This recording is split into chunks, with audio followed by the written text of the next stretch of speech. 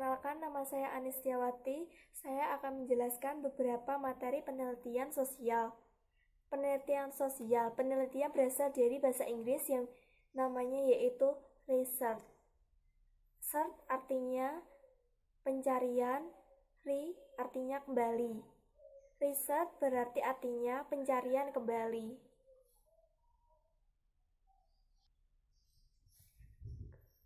Penelitian sosial mempunyai karakteristik penelitian sosial. Karakteristik penelitian sosial yaitu 1. Mempunyai tujuan peneliti, yaitu memfokuskan peneliti ketika melakukan penelitian agar pemikirannya tidak bercabang saat menemui fenomena sosial baru. Mencakup kegiatan yang terencana dan sistematis sehingga dapat dipertanggungjawabkan. 3. Yaitu bersifat ilmiah atau empiris, yaitu kegiatan penelitian dilaksanakan secara rasional berdasarkan standar ilmu pengetahuan. Yang keempat, proses pengumpulan data dilaksanakan secara objektif, artinya penelitian tidak memihak atau bersikap netral ketika melakukan pencarian data. Yang kelima, yaitu objek penelitian sosial, yaitu gejala sosial atau fakta sosial yang terjadi dalam masyarakat. Penelitian yang dilakukan harus memiliki tema spesifik. Yang keenam, menghasilkan kesimpulan atau generalisasi. Setelah pengumpulan data dan mengolah data, langkah selanjutnya adalah menarik kesimpulan atau generalisasi. Sekarang saya akan membahas jenis-jenis penelitian. Jenis-jenis penelitian menurut tinjauan umum ada 1, yaitu penelitian ditinjau dari bentuk metode pelaksanaannya. Ada studi kasus, survei. Yang ketiga yaitu eksperimen. Pertama yaitu studi kasus. Studi kasus adalah suatu bentuk penelitian yang intensif, terintegrasi, dan mendalam. Yang kedua yaitu survei. Ketiga yaitu eksperimen. Eksperimen adalah merupakan suatu metode penelitian untuk mengadakan kegiatan percobaan guna mendapatkan suatu hasil. Sekarang yang kedua yaitu penelitian ditinjau dari cara dan taraf pembahasan masalah. Ada 2 penelitian, yaitu 1. Penelitian deskriptif, yang kedua penelitian inferensial. Yang pertama yaitu penelitian deskriptif adalah mengarah pada pengungkapan suatu masalah yang mengungkapkan fakta-fakta yang ada. Yang kedua yaitu penelitian inferensial adalah yang mengungkapkan suatu masalah yang secara menyeluruh atau meluas dan mendalam dari segi pandang ilmu tertentu. Yang ketiga yaitu penelitian ditinjau dari tujuan. Ada beberapa. 1. Penelitian eksploratif, yaitu penelitian yang bertujuan menjawab pernyataan yang telah dirumuskan terlebih dahulu atau menghubungkan hipotesis untuk penelitian lanjutan. Yang kedua yaitu penelitian uji. Penelitian uji adalah menguji suatu atau beberapa hipotesis yang telah dirumuskan terlebih dahulu.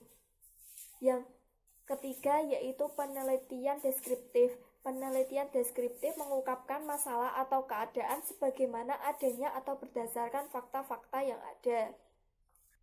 Yang keempat yaitu penelitian yang ditinjau dari bidang yang dipilih. Penelitian dibedakan menjadi 2 berdasarkan bidang ilmu eksakta. Yang kedua yaitu penelitian bidang ilmu sosial.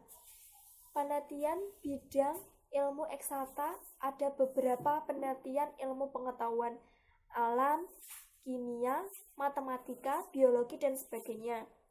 Dan yang kedua penelitian bidang ilmu sosial adalah yaitu berupa ilmu sejarah, sosiologi, agama, bahasa, kependudukan, dan sebagainya.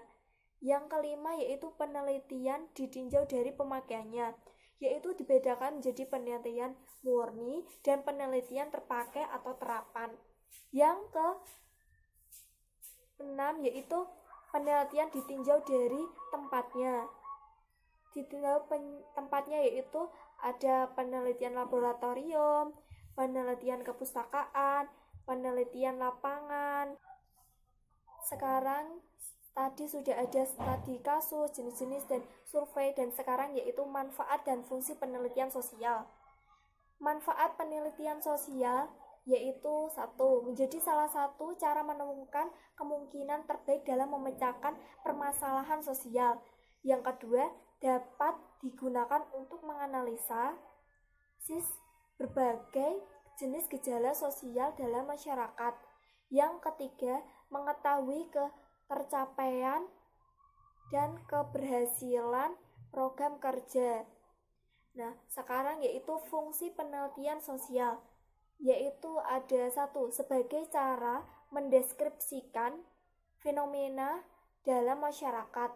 Yang kedua yaitu sebagai cara menjelaskan hubungan antar fenomena, terutama hubungan sebab akibat. Yang ketiga sebagai cara memprediksi fenomena yang akan terjadi. Yang keempat, sebagai cara menemukan pengetahuan baru. Yang kelima, sebagai cara menguji kebenaran yang ada. Yang keenam juga ada sebagai cara mengembangkan teknologi. Dan ada yang lain juga dan sebagainya. Nah, yang kelima yaitu rancangan penelitian sosial. Langkah awalnya yaitu satu, menentukan topik penelitian topik. Nah, yang kedua yaitu menyusun rancangan proposal. Menyusun rancangan proposal yaitu dibedakan menjadi dua, yaitu kualitatif dan kuantitatif. Yang pertama, saya akan membacakan sistematika proposal yang kualitatif terlebih dahulu. Nah, sistematika proposal penelitian kualitatif yaitu pertama yaitu pendahuluan. Yang kedua yaitu kajian teori dan rangka pikir. Yang ketiga metodologi penelitian.